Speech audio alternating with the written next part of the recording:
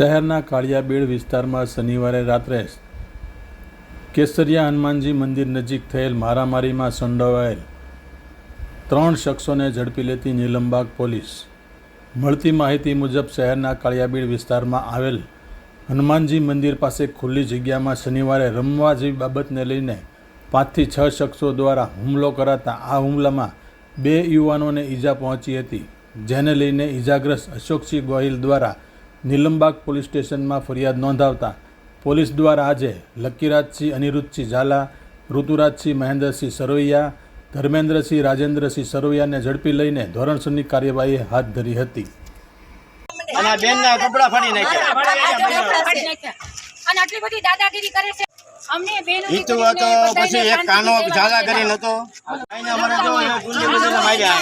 ગુંડીને માથે ચડી ગયો છે ના ચડાતું જ નથી ને, એવી રીતે તો ન ચડાય ને। કોઈ આ તો બોલતા નથી કોઈ એટલે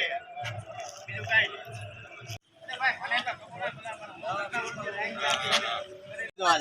અને બેનના કપડા ફાડી નાખ્યા અને આટલી બધી દાદાગીરી કરે છે એટલે બધી ચોકાનમાં દારૂ પીપીને